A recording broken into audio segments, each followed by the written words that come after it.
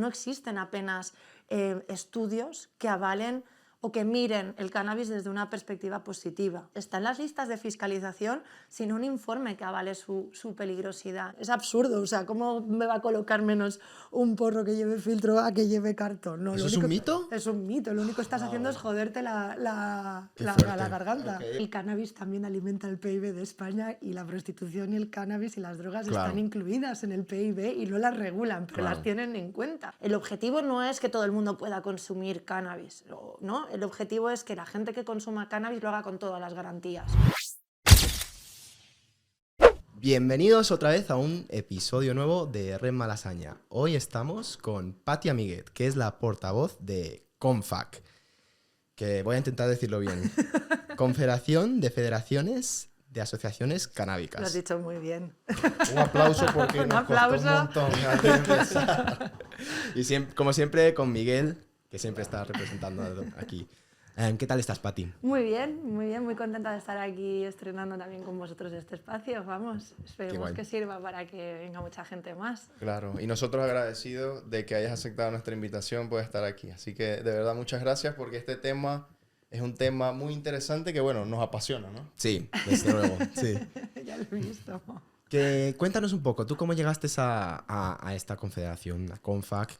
¿Cuál es tu historia en esto? Bueno, pues yo, como habrás visto en mi LinkedIn, estudié Administración y Finanzas, hice el grado superior y entonces en 2011 acabé y de repente me surgió la posibilidad. Yo siempre había consumido cannabis, ¿no? Y entonces, cuando acabé el grado superior me di cuenta que lo que no quería era estar en un despacho porque no me gustaba eso de estar ahí trepando como un tiburón y pisando a la gente, que era lo que saqué muy buenas notas y acabé con muy buena nota el grado superior, pero me di cuenta que eso no me gustaba del todo. Entonces tuve la posibilidad de entrar en una junta directiva y fundar una asociación canábica en Barcelona. Entonces en el 2011 fundó la asociación Pachamama junto con 2 compañeros más. Y nada, me embarco en esta aventura y para mí con la buena suerte de conocer a una serie de personas que estaban muy vinculadas con el activismo canábico, que para mí ha sido gracias a, no sé, no voy a decir Dios porque no soy creyente, pero la parte que me ha guiado bastante en lo que me apetecía hacer en esta vida y era dedicarme a las políticas de drogas y eso es lo que me ha permitido llegar hasta aquí a día de hoy. Y entonces pues fundamos en aquel momento la CATFAC, que es la Federación de Asociaciones Canábicas de Cataluña, nos juntamos unas cuantas personas y entonces la CATFAC estaba dentro de otra federación que se llamaba la FAC y bueno, y el crecimiento ha hecho que exista la CONFAC, que no es más que una agrupación de federaciones territoriales que aglutinan un montón de asociaciones en cada territorio y que lo que pretenden es que se cumplan unos códigos de buenas... Bueno, que se cumplan, no. Como no hay una regulación, como ya hablaremos dentro de un rato, escribimos o redactamos unos códigos de buenas prácticas a falta de regulación, es decir, nos autorregulamos a falta de que el gobierno haga su trabajo, ¿no? Entonces, a raíz de una serie de sentencias que desde los años 90 han existido, que es donde están las primeras iniciativas de cultivos compartidos, de asociación, de creación, ¿no? Se genera una especie de jurisprudencia de cómo deben funcionar las asociaciones o no. Y entonces, pues bueno, me metí a currar en el activismo, empezamos a luchar porque se regulara primero a nivel estatal, nos dimos cuenta que no se podía, empezamos por las comunidades, en Cataluña conseguimos que las asociaciones canábicas estuvieran reguladas durante 4 meses.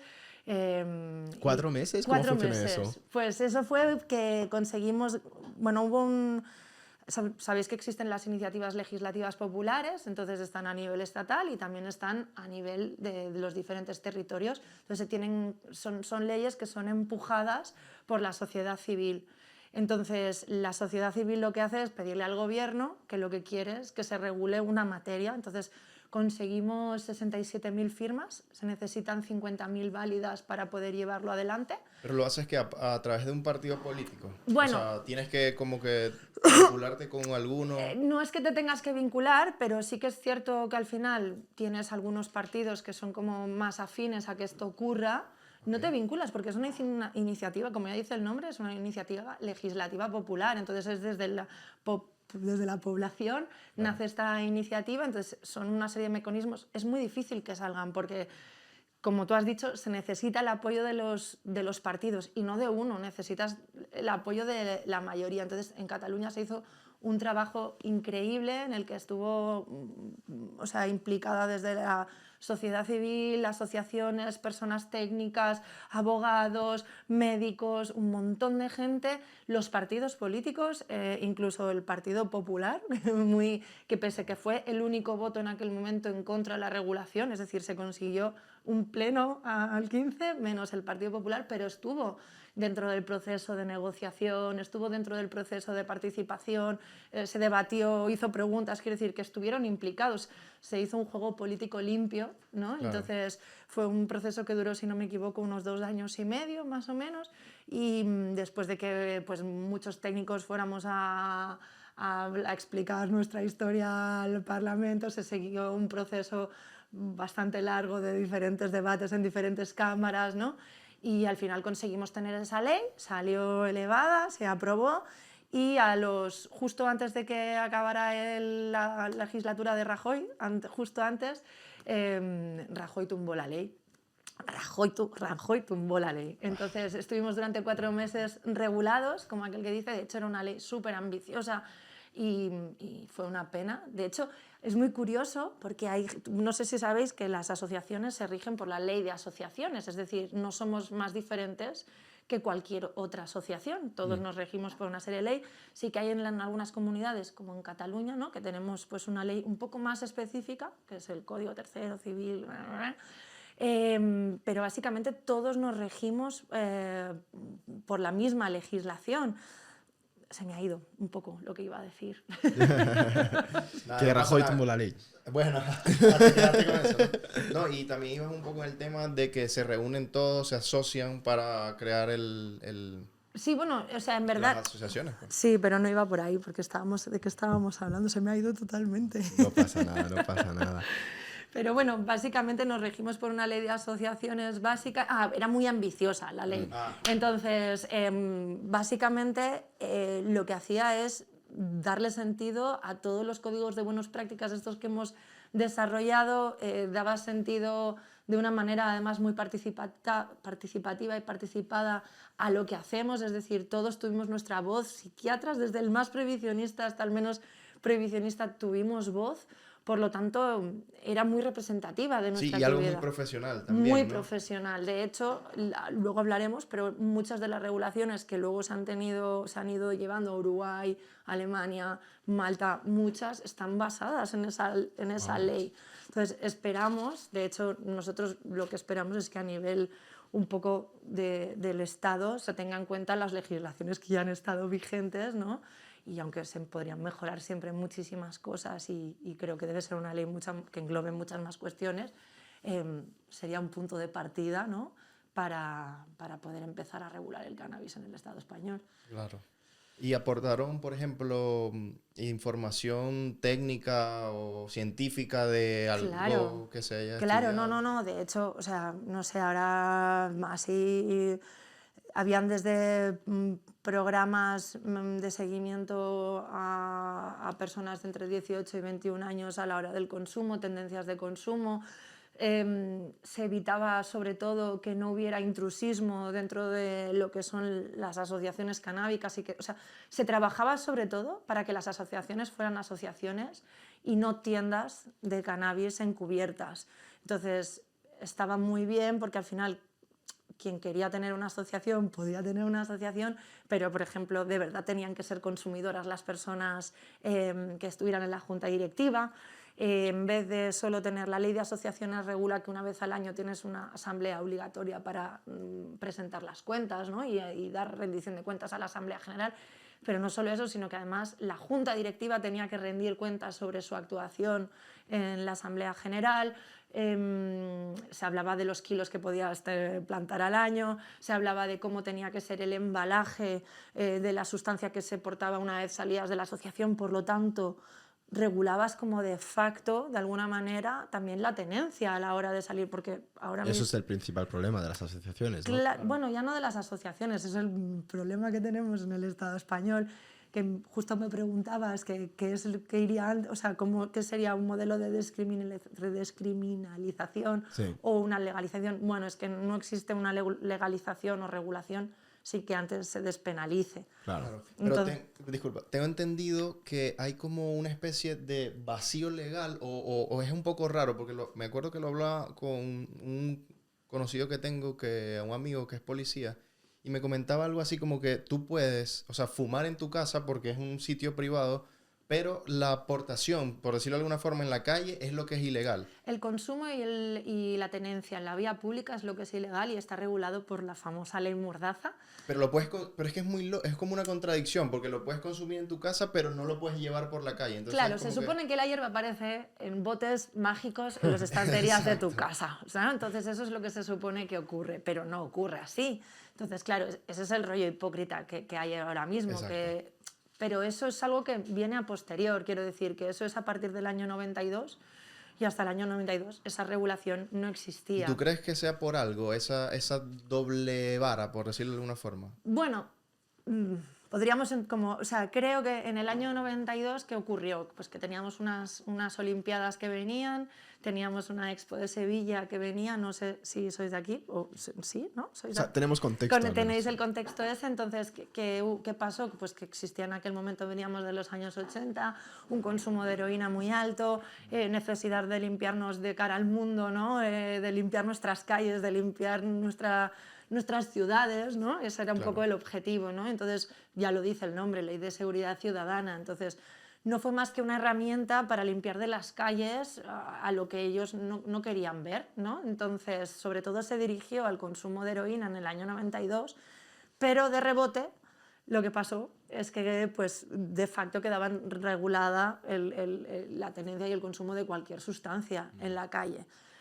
Entonces, en el año 70 más o menos, cuando se hace el Código Penal se desarrolla muy mal, entonces en los aspectos que se refería a drogas, pues hablaba que estaba sancionado por la vía penal tanto la tenencia como el cultivo, tal, y entonces, ¿qué pasaba? Que con todo el tema precisamente de la heroína, en los años, hacia el año 75, 76, hay una serie de sentencias del Tribunal Supremo que vienen a decir que si eres adicto, sobre todo el tema es que despenalizamos el consumo de sustancias en España, pero no lo hacemos con una motivación de derechos humanos, no lo hacemos como por desestigmatizar a las personas que usan drogas, sino sobre todo tiene precisamente ese cáliz súper estigmatizante, ¿no? O sea, habla de adictos, pues el consumo de una persona adicta en el ámbito privado es legal,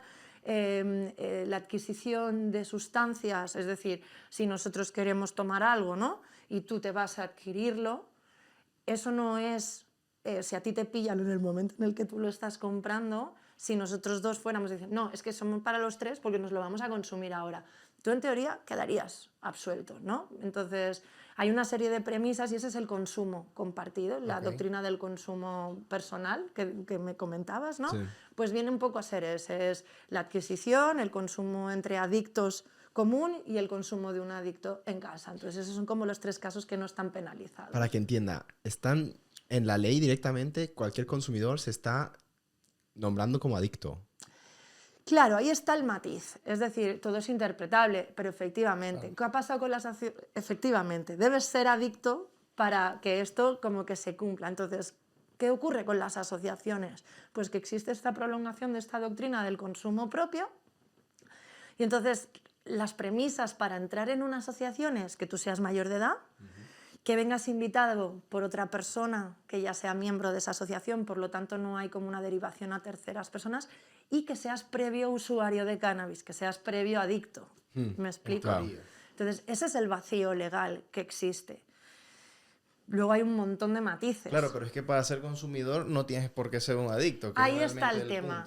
Luego, si entramos un poco, o sea, quiero decir que al final todo quedará siempre en la interpretación. El problema es que siempre queda en la arbitrariedad de la persona que te esté juzgando, Claro. ¿no? Entonces, Pasa con muchas leyes, de hecho. O sea, siempre dejan abierta como esa ambigüedad para que tengan trabajo los abogados, digamos. efectivamente, De efectivamente. poder definir si uno gana el juicio o no. Entonces o es sea. como muy injusto que alguien, por el hecho de estar en una sala de un tribunal o en otra sala, tenga más suerte o menos suerte, ¿no? Entonces, por eso siempre te dicen, te ha tocado la sala 2, o te ha tocado mierda, o te ha tocado la... No, entonces va mucho en depender, pues al final no debería ser así, pero de cómo piensa el juez jueza, ¿no? O de... Sí, de cuál es su opinión moral sobre el tema que se esté tratando. Claro, y eso... Hablemos un poco de lo que está pasando también en el extranjero, porque por ejemplo me parece muy interesante que ahora mismo en Alemania están empezando a hablar de la posible legalización de la marihuana, pero también lo están haciendo desde un punto de vista de asociaciones. Y me gustaría mucho entender cuál es la razón para acercarse a la legalización desde la asociación en vez de hacerlo como Estados Unidos, que es puro capitalismo y explotación y que hagamos dinero con ello. ¿Qué es Así como para resumirlo, ¿vale? O sea, las asociaciones sería una de las pocas herramientas que hay dentro de los convenios fiscalizadores de sustancias. Es decir, Alemania no es que esté empezando, es que está a punto, es que ya está a punto de ocurrir. Entonces, de hecho, se han propuesto que antes de que acabe el 2023, lo que sea ya el texto con enmiendas, con todo, se lleve a cabo. Entonces, Alemania, de hecho, lo que va a regular es que puedas adquirir hasta 25 gramos de cannabis al mes, que puedas plantar 3 plantas por persona de unidad familiar en tu casa. Y entonces ellos hicieron una consulta a la Unión Europea, que ahí ha sido donde se han marcado el tanto, como aquel que dice, ¿no? Y esto es como avalado por la Unión Europea, no lo han hecho así a lo loco, ¿no? Ellos, como muy típico alemán, ¿no? Todo muy cuadrado, muy ordenado, muy en su lugar, Sí. ¿no? Y lo súper interesante de Alemania es que han seguido mucho el proceso muy parecido a lo que fue la iniciativa legislativa popular, y en todo momento se ha compartido toda la información con la sociedad civil, con las organizaciones sin ánimo de lucro, con las entidades que están promoviendo e impulsando que haya una regulación del cannabis. De hecho, en el 2017 regularon el cannabis terapéutico y ahora ya lo están acabando, y de hecho han valorado a través de lo que a mí no me gusta nada utilizar esta palabra, de la evidencia científica y de la evidencia que existe, cuáles son los mecanismos de control que realmente rehuyen o evitan más la proliferación del mercado negro de una sustancia. Perdón por interrumpirte, pero ¿por qué no te gusta esa palabra? ¿Por qué no me gusta la palabra de evidencia científica? Porque a veces la gente se coge a la evidencia científica como si fuera un mango de una sartén, ¿sabes? Y no, porque al final también la evidencia del conocimiento y la evidencia de lo que ocurre, es decir, hasta hace muy poco, hasta que el cannabis no salió de la lista cuarta, no existen apenas estudios que avalen o que miren el cannabis desde una perspectiva positiva. Es decir, todo se ha hecho siempre para avalar que el consumo era negativo, que la planta era negativa, que esto no servía, ¿no? Entonces, como que estaba muy reducido a los países productores, a los que exportan, ¿no? Entonces, como algo muy... Entonces, ahora que se ha abierto y es mucho más sencillo llevar a cabo estudios y llevar... Pues hasta hace bien poco la evidencia científica era muy mínima. Entonces... Wow.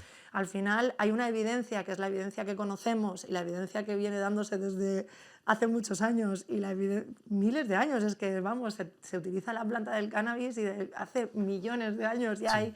Bueno, no te puedo decir el nombre, pero vamos. Es que ha tenido fallos incluso la evidencia científica, porque recuerdo un artículo que leí hace tiempo, y si no estoy mal, creo que fue durante la administración del presidente Richard Nixon en Estados Unidos, en el cual se hicieron estudios científicos con monos, en el que metían un mono en una caja, o sea, una cosa, bueno, y lo llenaban con humo de cannabis. ¿Qué pasa? Que luego de ahí salió el mito de que quemaba las neuronas, por decirlo Pero de alguna claro, forma. es que le pusieron... Exacto, así. lo ahogaban, no tenía oxígeno, y obviamente era la falta de oxígeno lo que producía esa quema de neuronas, esa supuesta quema de neuronas. Entonces, claro, eso lo utilizaron para poder luego decir que la marihuana quemaba las neuronas, pero era que no tenía oxígeno el mono para respirar, ¿sabes? De hecho, en las convenciones internacionales, es decir, para que una sustancia esté fiscalizada, necesita estar avalada por un informe científico que avale la peligrosidad y el nivel de peligrosidad de esa sustancia. Y de hecho, si te vas al cannabis, el cannabis y luego, o sea, lo que también dicen las convenciones es, si no hay evidencia y no existen evidencia, se clasificará como la más peligrosa, en vez de al contrario, ¿no? Entonces, el cannabis está en las listas de fiscalización sin un informe que avale su peligrosidad. Entonces, es como siempre se dice, ¿no? La prohibición empezó en Estados Unidos y lejos está de un motivo de derecho humano, de protección de la salud, político. sino que es político-económico y, bueno, fue una manera de llenar cárceles también, ¿no? Para poder seguir teniendo mano de obra gratuita, ¿no? Y esclavos encubiertos, ¿no? Y bueno, es muy interesante la historia de la prohibición. Claro. Sin embargo, yo creo que la evidencia científica también puede ayudar a demostrar que efectivamente esta sustancia, por decirlo de alguna forma, como el cannabis o la marihuana, no tiene nada que ver con otro tipo de drogas que pueden ser más sintéticas, creadas en laboratorio, ¿sabes? Esto es algo que viene de una planta, o sea, que es algo natural, o sea, no sé si me... Sí, te entiendo Entonces, claro, perfectamente. esa evidencia creo que puede ser positiva también, ¿sabes? Pero lo cojo con hilos, o sea, lo cojo con hilos porque, primero de todo, yo soy antiprohibicionista, yo estoy a favor de todas las drogas. Yo también, en realidad. Estoy a favor de poder acceder a drogas de calidad. Bueno, yo soy 100% liberal, que por mí no se debería prohibir absolutamente nada. O sea, entonces, todo lo que se ha prohibido para mí está mal. De hecho, es muy curioso porque todo el mundo se pensaba que lo primero que iba a salir, las regulaciones en todo el mundo, iba a ser el cannabis, pero daos cuenta cómo están los psicodélicos subiendo, el MDMA, se están haciendo ya ensayos para... psicoterapia. Exacto, o sea, es brutal, ¿no? Postraumático, es increíble lo que están haciendo ahí con el MMA. Y al final, o sea, a mí me encantaría poder tener un prospecto y saber cómo poder consumirlo. Pero ¿no? tú pondrías al cannabis en paralelo con cualquier otra droga. No lo pondría en paralelo. Para mí el cannabis es la puerta para poder continuar teniendo un debate sincero sobre sustancias. Okay. ¿Vale? Y es la manera de poder llegar a la sociedad, ¿no? y hacerles entender. Para mí, haciendo autocrítica al movimiento canábico, o sea, el movimiento canábico es, ¿cómo lo digo bien? Es muy prohibicionista, ¿vale? Entonces... ¿Por qué?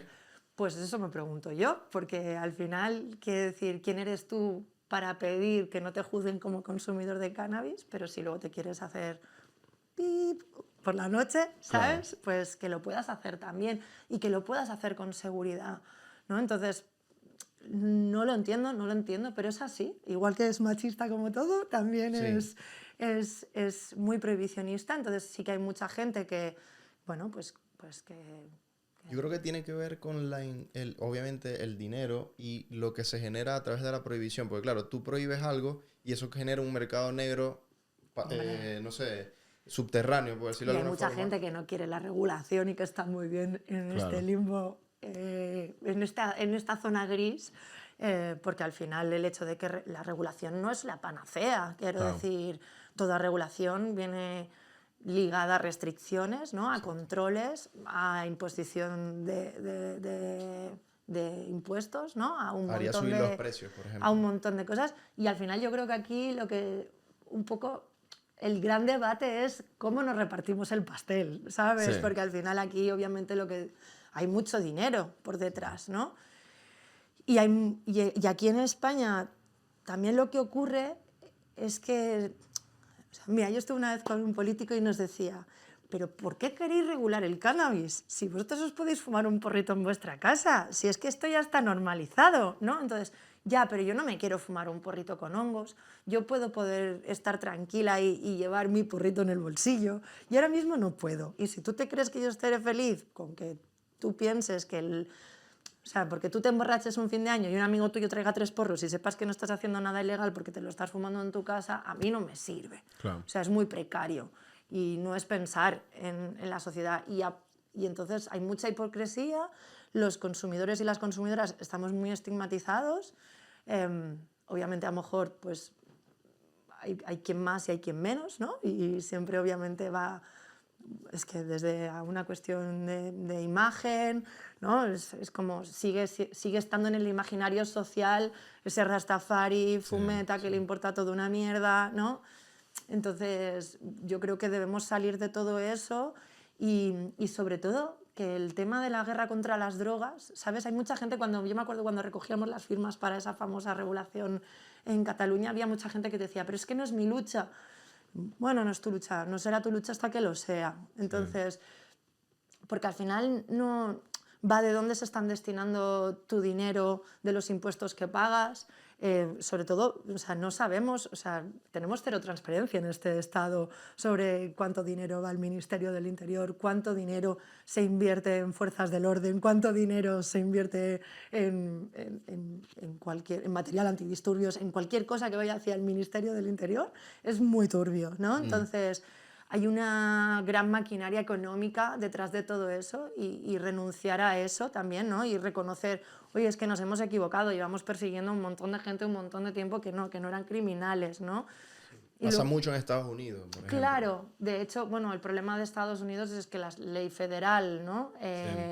No reconoce, a nivel federal no está legalizado el cannabis, pero luego en diferentes estados sí que lo está, creo que estaban en 20 y pico, y son la mitad, entonces, pero también es muy curioso, que no puedas pagar con una tarjeta de crédito, que todo es en cash, entonces las cantidades de dinero que se mueven en efectivo son brutales, ¿no? Que al final... Claro, eso es porque los bancos son a nivel federal, entonces ellos no pueden operar esta... Pero, de hecho, Estados Unidos es uno de los temas que me gustaría mucho tocar, porque ellos se han acercado a esto de la legalización de una manera muy distinta. Es decir, la gente está haciendo mucho dinero en ello. Lo han visto como casi todo lo que hacen en Estados Unidos de un punto de vista capitalista en el que lo han comercializado mucho. ¿Y cómo lo veis vosotros desde vuestro colectivo en ese sentido? O sea, si a mí me tienes que preguntar qué me parece poder ir a una tienda y comprar cannabis que está con su prospecto, que te dice cómo consumirlo, qué es lo que tiene, qué productos se han utilizado, a mí eso me parece increíble, increíble.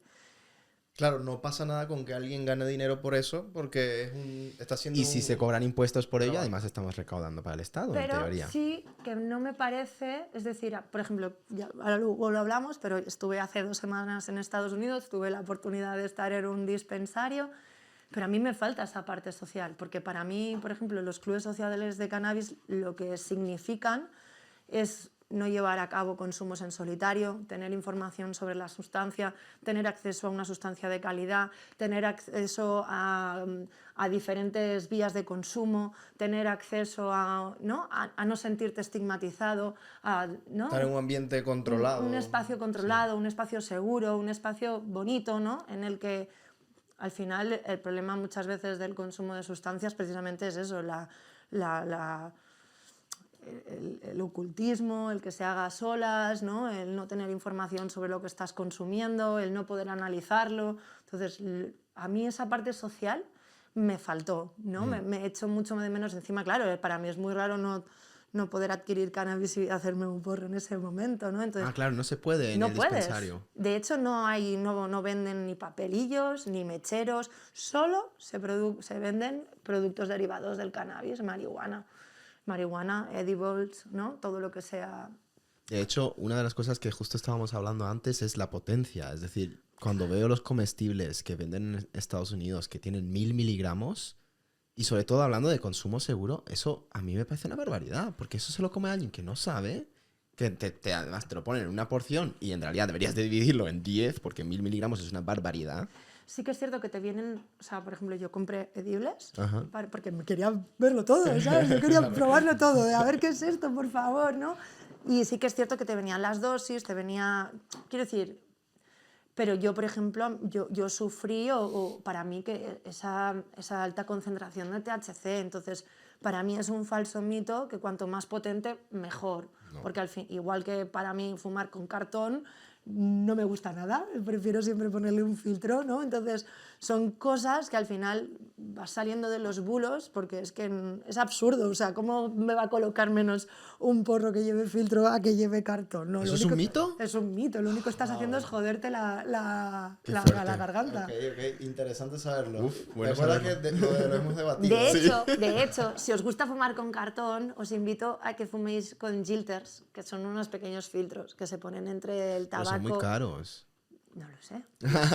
No sé cuáles son, ¿no? Como No, los pero del bueno, hay tabaco. muchos. O sea, te vendrán 50 Gilters en una Creo que sé caja. cuáles dices. Vale, sí. Sí, son unas especies de filtros como los de tabaco. Y Entonces le tienen un pones el agujerito cartón. que tú pones el cartón y sí. lo pones entre el porro, ¿no? Claro, esto es un tema didáctico, no le Sí, recomendamos a nadie exacto. que... Pero volviendo un poco al otro tema de la potencia, también yo creo que va un poco, o sea, pasa mucho en Estados Unidos y lo comparo, por ejemplo, con el picante, por decirlo de alguna forma. Cuando tú comes mucho picante regularmente, cada vez te hace menos efecto, ¿sabes? Entonces necesitas un picante más fuerte. Y creo que con la marihuana pasa lo mismo. Sí. Entonces, claro, si nos vamos a hablar de, no sé, de extravagancia o cosas así, creo que la cultura norteamericana es muy extravagante. Entonces, en ese sentido, yo creo que tiene, valga la redundancia, sentido que sean tan altas las dosis, porque si eres un consumidor habitual, seguramente necesites cada vez más. Es como cuando te fumas un porro Pero todos es los días, ya no te absurdo hace que lo mismo necesitas, efecto. porque tú puedes ampliar las dosis y no ampliar la potencia. Quiero decir,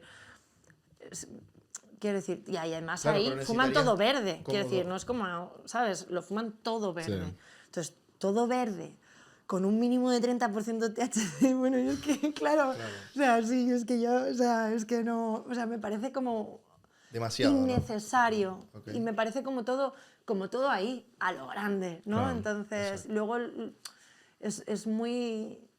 El tema de Estados Unidos también es lo que tú decías, está muy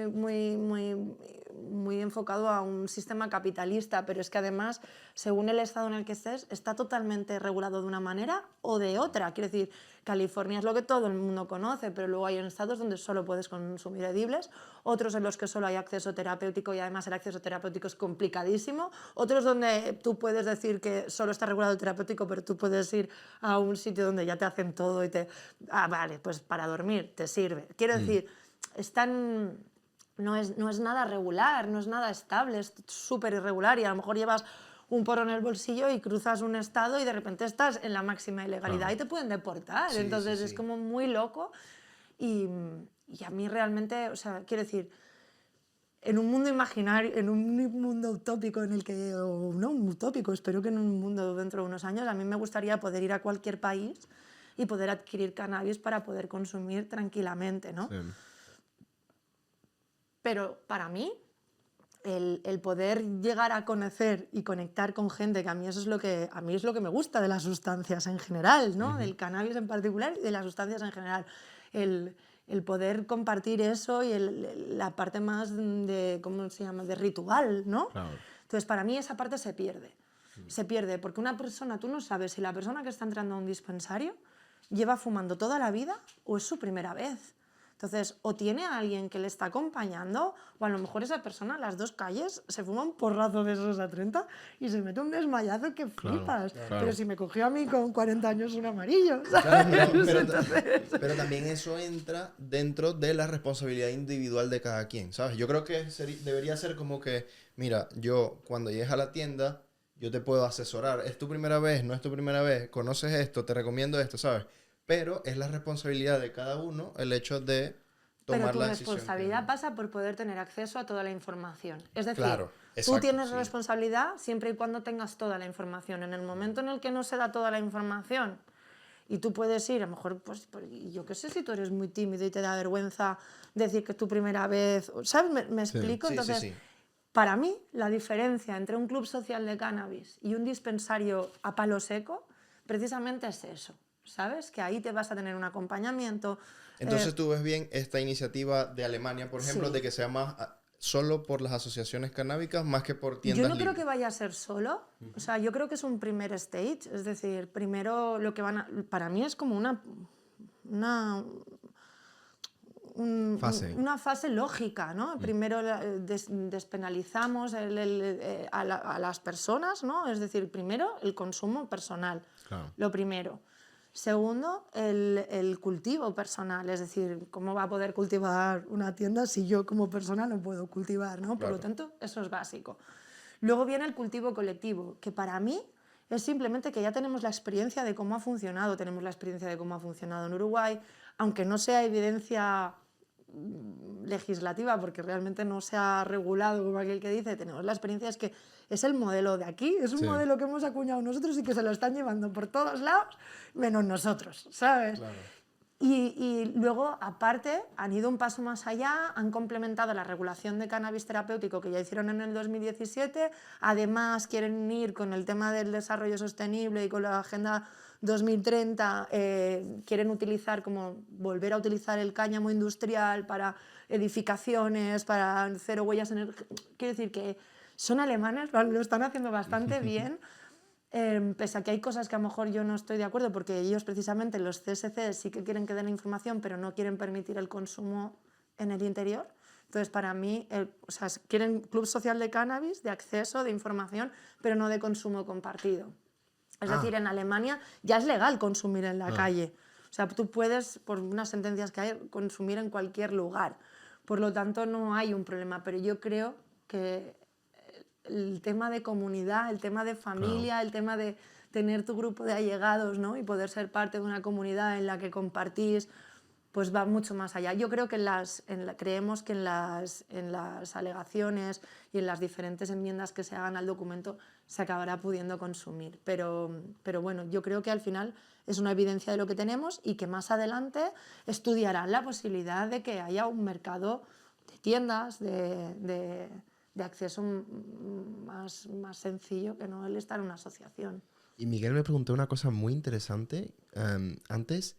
¿Por qué ahora esto de Alemania sí está teniendo un impacto que creemos que puede ser un efecto dominó en el resto de Europa? ¿Y por qué esto nunca pasó en Holanda? ¿Qué es la diferencia de lo que pasaba en Ámsterdam y eso comparado con esto? Primero que Alemania es Alemania. Sí. Claro. O sea, eso es lo primero. Tiene siempre una influencia. Y que obviamente las dimensiones de Alemania, la representatividad y la capacidad de incidencia que tiene Alemania no es la que tiene Holanda.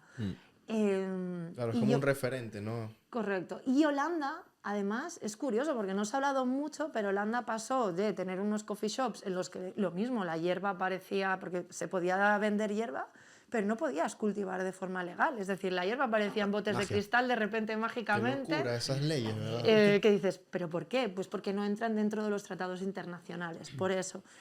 Entonces, ahora Holanda lo que está haciendo es precisamente ir para atrás. Entonces, sí que Ámsterdam y Rotterdam, si no me equivoco, en su momento reclamaron que ellos vivían de eso y que no podían ir hacia atrás y convertirse en clubes sociales, pero de hecho hay un montón de diferentes lugares de Holanda donde ahora tú como turista ya no puedes acceder y se están convirtiendo o sea, van hacia el objetivo de ser asociaciones porque se reclama también un cultivo, se reclama X, ¿no? Para mí son las dimensiones y el peso que tiene cada país dentro de la Unión Europea. Claro. Y para mí el peso que ahora mismo pues, tiene Alemania no es el peso que tiene Holanda. Sí, eso tiene mucho Igual sentido. Que Malta. Malta reguló antes que Alemania a través de clubes sociales canábicos hace menos de 2 años y apenas se conoce. Y nadie se entera. Aparte que el tema de la regularización y legalización de todo este tipo de sustancias, si yo no estoy mal, en Holanda el PIB creció mucho a partir de esa regularización o legalización. ¿Por qué? Porque estimuló su economía, ¿sabes? Mucho turismo, mucha gente queriendo ir, solo porque era libre. Entonces, claro, eso económicamente, una España que haga eso, te permitiría... Pero es que el cannabis también alimenta el PIB de España y la prostitución y el cannabis y las drogas están incluidas en el PIB y no las regulan, pero las tienen en cuenta. Ibiza vive de eso. Por ejemplo. Es brutal, no, la verdad que... O sea, para mí, desde mi punto de vista, el cannabis... O sea, la oportunidad que puede significar regular el cannabis en el Estado español a todos los niveles... y sobre todo también de dignificación de las personas usuarias de cannabis, ante todo, de las personas que llevan dejando la cara por esto, ¿sabes? O sea, yo llevo, pues desde el 2011, pues llevo casi 12, 13 años, pero hay gente que ha muerto sin ver regulado el cannabis y que llevaba más de 50 años luchando por esto. Y creo que las personas usuarias de drogas en general se merecen esa dignificación, se merecen esa humanización de vuelta y se merecen que se vean reconocidos sus derechos y que sean tratados como personas, ¿no? Entonces, yo por consumir cannabis no soy ni peor ni mejor que alguien que no lo consume, ¿no? Entonces, yo pago mis impuestos, yo desde hace 8 años soy autónoma, tengo 3 trabajos, doy charlas, ¿no? Quiero decir, y hablo de mí porque es mi experiencia, ¿no? Claro.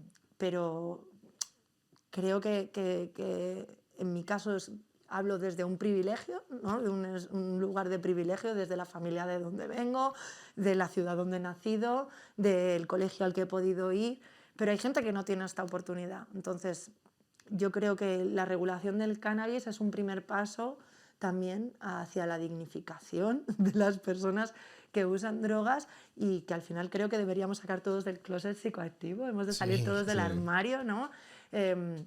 Es muy hipócrita cuánta gente, o sea, me niego a creer que quién no ha consumido sustancias. Sí, y es que a mí me molesta un poco, siempre me molesta mucho el tema de la doble moral, ¿sabes? Y por ejemplo, tú así como te puedes tomar una cerveza por la calle, que es alcohol, como te tomas un café o una Coca-Cola, ¿sabes? Que hay gente que es adicta a eso. Sí, sí. A la Coca-Cola y todo. O sea, ¿por qué?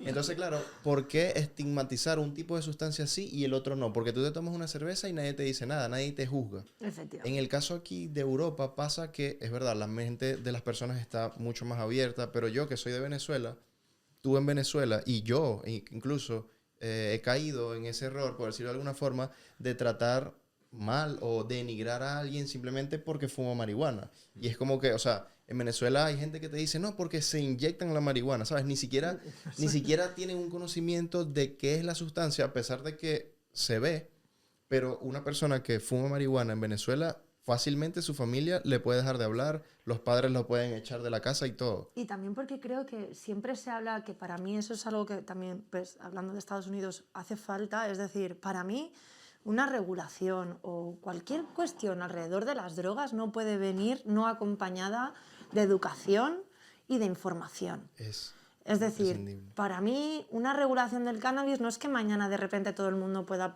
plantar o pueda fumar por la calle, ¿no? O sea, una regulación del cannabis significa educar a nuestros adultos, educar a nuestros menores, dar la información necesaria para... O sea, el objetivo no es que todo el mundo pueda consumir cannabis, ¿no? El objetivo es que la gente que consuma cannabis lo haga con todas las garantías y que el daño a terceros, ¿no? Y el daño a uno mismo sean los mínimos posibles, ¿no? Entonces, eso es la reducción de riesgos, esa es la prevención, ¿no? Entonces, para mí, todo ese dinero que ahora mismo se está destinando al Ministerio del Interior, a la policía, a un montón de herramientas, ¿no? De represión, de criminalización, se podría revertir en educación en salud pública, inversión en educación, ¿no? Inversión en campañas publicitarias que en vez de, no sé si ¿os acordáis? No sé si conocéis la FAD, la Federación Antidroga, no sé si la habréis oído, pero son los típicos anuncios. Yo creo que toda la gente que hemos vivido aquí en el Estado español nos acordamos de un anuncio que el chico se metía cocaína, ¿no? Y lo que se veía era un gusano entrándote por la nariz. Todo eso está pagado gratis por todos los españoles, o sea, lo financiamos todos los españoles. Entonces yo no quiero eso, yo quiero información objetiva, real, veraz, contrastada, evidencia científica, pero evidencia que está basada en lo que ocurre de verdad, no en lo que algunos en lo moderno, dicen, no del año 70 de la época de Nixon. Es que todavía se utiliza, exacto. Efectivamente, entonces hay que cambiar esa retórica. Para mí, yo no voy a cambiar la opinión del conjunto de la población, pero sí que creo que la información es poder, ¿no? Que el desconocimiento es lo que hace más daño y que es muy importante que a nivel micro y no tan macro hagamos esa función de pedagogía, ¿no? Y de poder llevar esos debates a la calle y acabar con esos estigmas de no, perdón, la hierba no se puede inyectar, ¿no? ¿Me Exacto. explico? Es como, no es una planta, es una mala hierba. O Es sea, algo natural es algo que crece natural, en el bosque. ¿no? Que nacía y que estaba en todos los lugares presentes y que en un momento dado, en los años 60, pues por una motivación económica e ideológica, pues se prohibió. Que los indígenas, de hecho, hay también, o sea, historiadores que te dicen que, por ejemplo, en México, por eso es que los indígenas, o en la propia Sudamérica, los indígenas, ¿por qué creían en el sol, las lluvias y esto? Porque ese efecto psicotrópico lo conseguían a través de esto, de los hongos, y como que dejaban brotar su imaginación, ¿sabes? Y Aparte es porque algo se ha natural. perdido, ¿no? Esa parte de lo que decíamos antes del ritual, de tener un objetivo. Antiguamente, pues obviamente el consumo de drogas vendría muy ligado en algunos aspectos con esa parte recreativa, pero en muchos otros aspectos venía ligada con una parte mucho más de ritual, de ofrenda, Espiritual. ¿no? De espiritual. Entonces, todo eso se ha perdido, ese conocimiento se pierde, por lo tanto, para mí también se disocia, ¿no? el uso con lo que Claro. le estamos dando. Entonces, bueno, para mí simplemente hay que hacer un reseteo y pedir mucho perdón. Yo creo que hay mucha gente que va a tener que pedir muchas disculpas. Pero veámoslo ahora otra vez un poco desde el punto de vista nacional. ¿Dónde estamos? ¿Hacia dónde vamos? Porque yo, por ejemplo, sé que había una iniciativa que era para el cannabis medicinal, que lo estaba abriendo, no sé si más Madrid y tal, pero parece que estaba completamente paralizado, nunca avanzó. ¿Qué está pasando? ¿Dónde estamos? ¿Cómo afecta lo de Alemania? No está pasando nada. Vale. ¿Vale? O sea, básicamente, Malas noticias, chicos. Sí, si me hubieras, o sea, si ahora mismo hay un compañero que en el año 92 dio un discurso en el Congreso de los Diputados, en la Comisión Mixta, y a día de hoy yo podría leer el mismo discurso y podríais pensar que lo he escrito para el año 2023, sin ningún tipo de problema. Sí que es cierto que probablemente seamos el país, yo te diría, del mundo con más propuestas regulatorias encima de la mesa, pero sin discusión alguna. O sea, aquí lo único que nos hace falta es voluntad política. Lo único. Entonces... Claro, y ningún partido se quiere lanzar al hombro ese Sí, tema, ¿no? sí que hay muchos por miedo partidos a... que se lo lanzan. El problema es que precisamente, aunque tenemos un bipartidismo fake, que sigue estando encubierto, ¿no? Los dos grandes partidos siguen siendo Partido Popular y Partido Socialista, y en ellos está esta llave. Entonces, si ocurre lo que tiene que ocurrir y se conforma el gobierno que creemos o querríamos que se conforme o no, ¿sabes? Pero quien tiene la llave es el Partido Socialista. Entonces, no será porque no hay técnicos, no será porque no somos activistas luchando, dándonos de hostias, porque esto se está dilatando todo, que esto parece, vamos, un campo de batalla, ¿sabes? Es como una... Al final, el cómo está ahí, si lo único que tienen que hacer es su trabajo, ¿sabes? Falta voluntad. Entonces, el año pasado, en la anterior legislatura, hubieron 4 propuestas legislativas. Una pasó por el Senado, que la propuso Geroa Bai, el grupo mixto del Senado. No pasó a trámite y se oyeron discursos del Partido Popular hablando de borrachera canábica o violaciones, bueno, burradas. Y luego hubieron 3 más, una de Más País, una de Esquerra Republicana y otra de Podemos. Para mí, el error también es que los políticos y las políticas han perdido la noción del objetivo que tienen como políticos, que es escuchar al pueblo. Entonces, tienen ese alejamiento entre lo que está ocurriendo en la calle y la sociedad. Va muy rápido, Sí. Vamos muy rápidos y cambiamos de idea muy rápido, y la maquinaria constitucional, la maquinaria institucional y legislativa va muy lenta, va muy lenta. Parece que se les olvidara que ellos están ahí es precisamente para servir al pueblo y no para que nosotros les sirvamos a ellos, ¿sabes? Bueno, y eso es un punto que yo siempre destaco, porque yo meto en el mismo saco a los políticos y digo que son seres que se creen superiores a nosotros, pero realmente no lo son. Bueno, es que se olvidan de que, como tú has dicho ahí, están gracias a nosotros ahí. De hecho, el año pasado fuimos a la Comisión Mixta, tuve la oportunidad de hablar en nombre de todas mis compañeras y compañeros, porque yo fui la agraciada que pudo estar ahí hablando, pero somos muchísima gente dejándonos el culo para que esto pueda salir adelante, y la tuve con el diputado de Vox, que fue como increíble, ¿no? Entonces, él un poco lo que venía a decirme es que si yo estuviera en Estados Unidos, el que estaría, porque yo estaba como elevada, ¿no?, con los presidentes de mesa, y él me venía a decir que quién era yo para echarle a él en cara que no hubiera hecho nada por la regulación cuando éramos todos prácticamente unos drogadictos sin conocimiento, sin inteligencia, y encima mujer, bueno, lo tenía todo. O sea, era yo el mismísimo diablo Bingo. en persona, y encima estaba por encima de él y no estaba abajo, y era él el que tendría que estar arriba. Y le dije, mira, señor, digo, mira, no voy a perder más de un segundo en responderle, no voy a responderle nada, solo le voy a decir que usted está gracias a mí y al resto de españoles aquí, no a mí porque yo no le he votado, pero está aquí gracias a las personas que le han puesto ahí. Y usted debe sus respuestas y usted debe su trabajo a las personas que le han votado, por desgracia. Total. Entonces, creo que lo han perdido. Y hay partidos, y de hecho algo que deberíamos volver a fijarnos en Alemania es precisamente cómo este proceso ha sido tan participado y tan participativo. Es decir, lo que llegue a puerto es algo que está consensuado por todo el mundo. Es decir, todos los agentes, todos los actores, todas las actrices que están dentro del proceso de regulación, todo el mundo ha tenido cabida y posibilidad de ver lo que ocurre. Entonces, aquí alejamos la política de la ciudadanía y no debe ser así, Claro. porque al final no sois vosotros los que sabéis, es que los técnicos son los que saben, las personas que llevamos dejándonos el culo aquí 13 años son los que sabemos. Entonces no podéis ser tan egocéntricos, no podéis ser tan...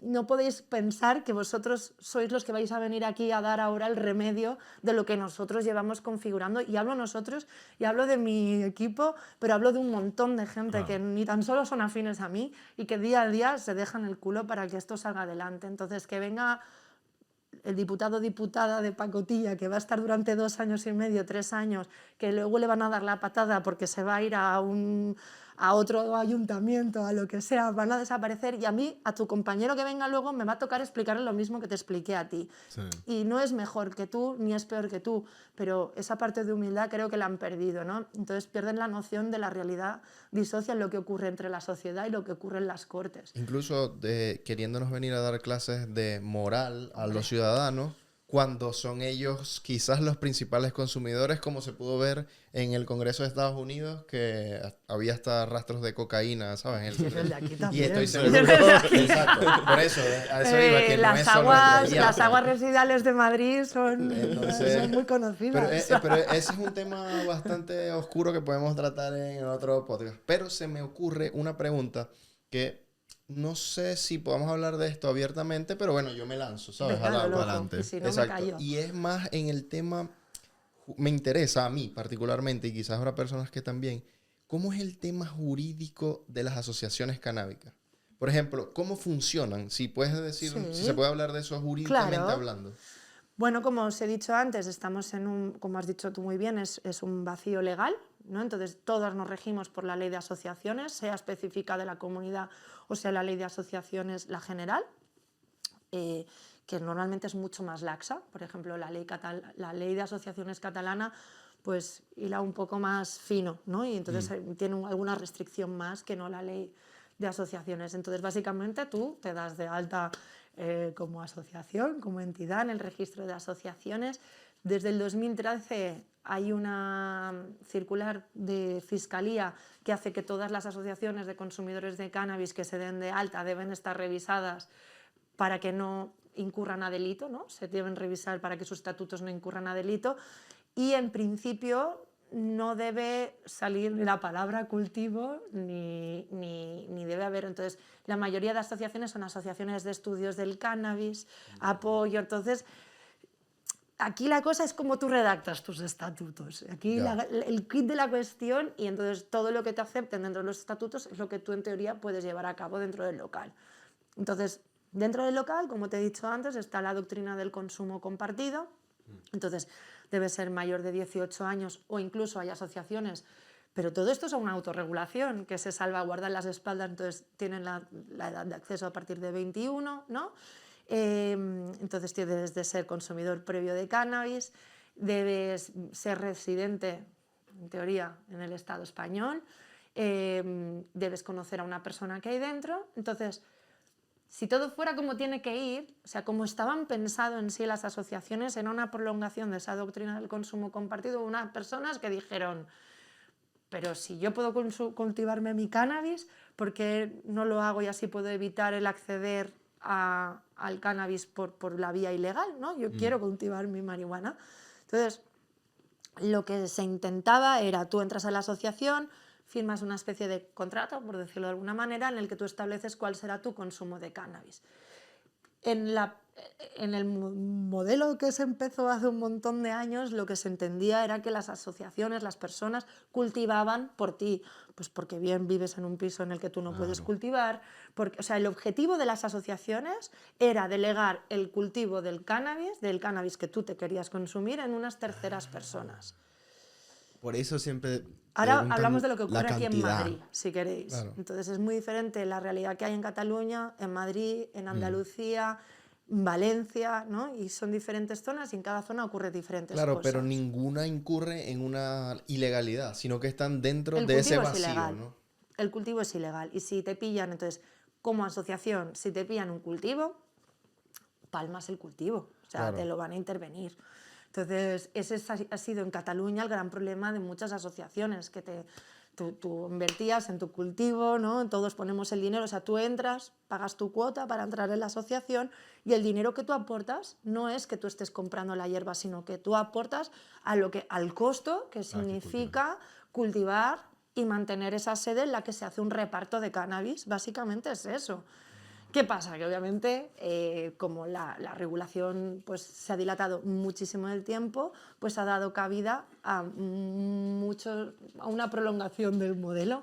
Entonces, pues hay desde asociaciones que cultivan, ¿no? Hay modelos como aún muy puritanos y luego pues tienes coffee shops encubiertos, ¿no?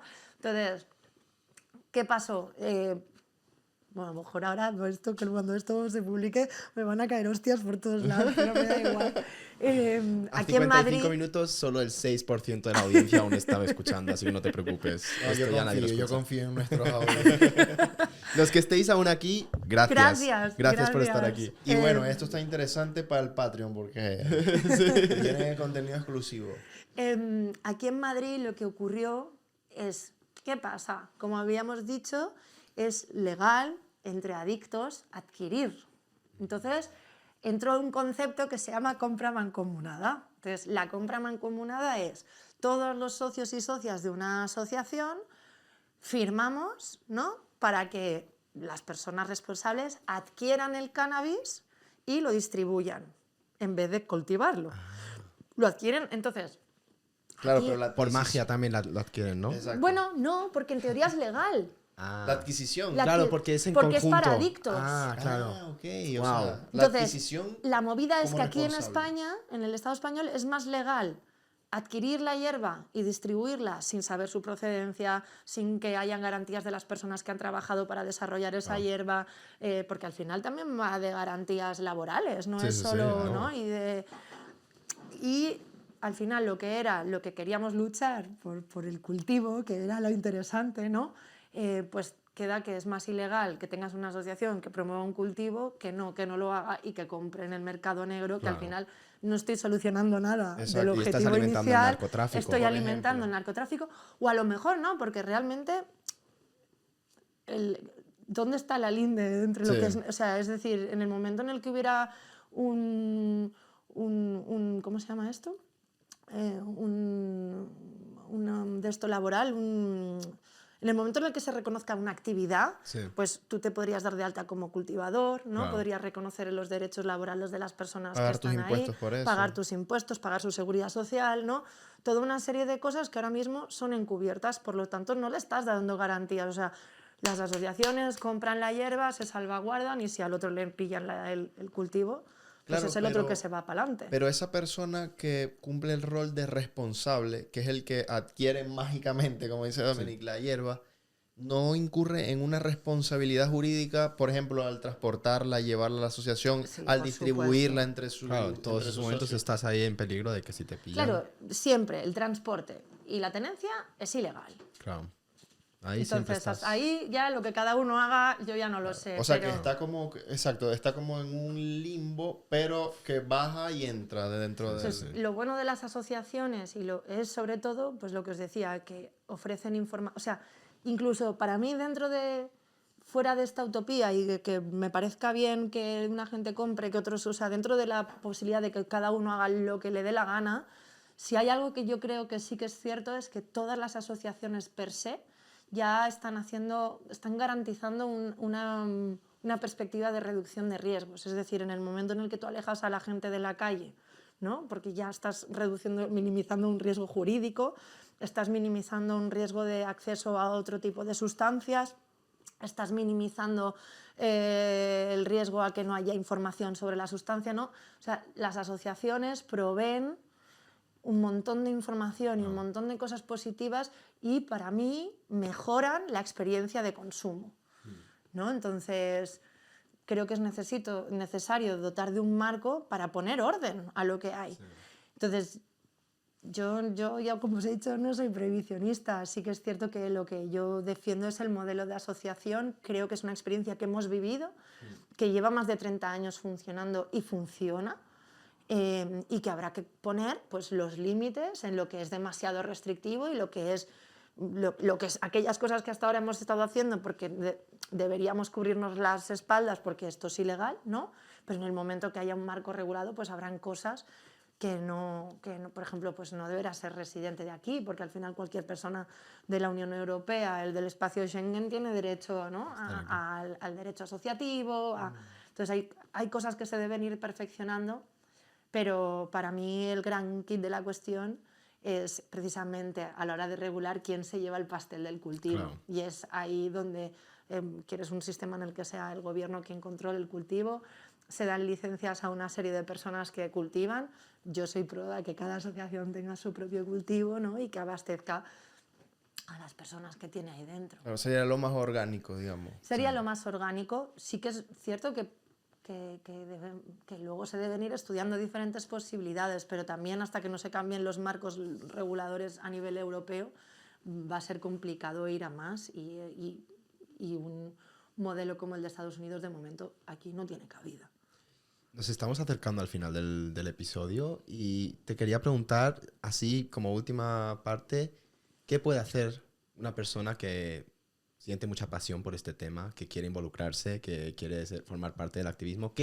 ¿Cómo pueden entrar en esto? ¿Cómo pueden aportar? ¿Y cómo pueden igual luchar para que esta lucha siga y igual podamos mejorar en los siguientes años? ¿Qué le dirías a una persona que está interesada en eso? Pues diría, obviamente primero que sigan a la CONFAC, no puedo decir otra cosa. Pero sobre todo, que se informen porque hay mucha información buena y hay mucha información que es basura, entonces que se informen y busquen fuentes buenas para informarse. Como ustedes, por ejemplo. Con nosotros, pero hay muchas organizaciones que hacen una gran labor de cara a la regulación. Hay muchos informes, hay muchas entes internacionales que alaban nuestro modelo y hay muchos... ahora ya hay evidencia de que el modelo funciona, entonces leer y informarse. Por otro lado, participar, sobre todo porque creo que para que el debate se lleve a cabo debe estar dentro de la ventana de interés del debate. Entonces, si el debate no se da en la calle, si el debate no llega a los más medios, si el debate no llega realmente donde tiene que llegar, no va a interesar, ¿no? Entonces, no interesa de momento, pero cuando te das cuenta que cuando el debate se da en la calle y cuando el debate sale en los medios, cuando el debate, entonces, de repente las cosas se activan, ¿no? Entonces, yo creo que lo importante es llevar ese debate a la calle y con argumentos cambiar al menos a los que tengas más cerca de ti, porque a la población en general no la vas a poder cambiar, ¿no? Y luego participar en los actos, ver los vídeos, ver los podcasts, participar, preguntar, asistir a las diferentes manifestaciones que se hacen. En Madrid alberga una de las mayores manifestaciones canábicas que hay. ¿Cuándo es? Siempre me la pierdo. Es el segundo domingo de mayo, porque aquí el día 1 cae en San Isidro, si no me equivoco. Sí. ¿Es San Bueno, Isidro? San Isidro no lo es el sé, 15 no, de la mayo. Almudena.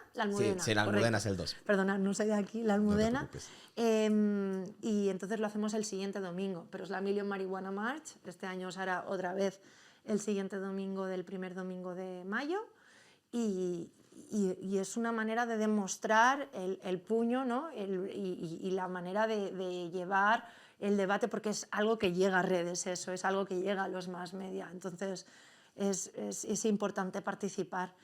Y bueno, yo creo que no tiene más. Y quien quiera participar puede contactar con nosotros si tiene ganas de colaborar, de trabajar, necesitamos sangre fresca. Claro, podemos decir entonces que la información es el primer paso.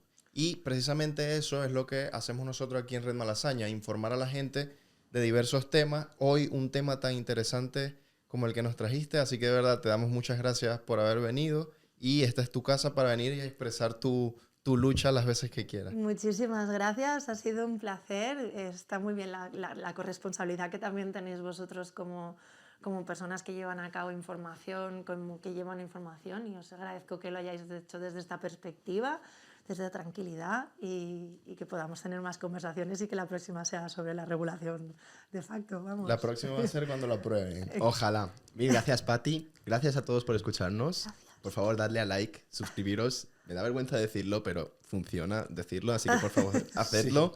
Sí. Y nos vemos en el siguiente episodio de Re Malasaña. Muchas gracias. Hasta luego. Chao.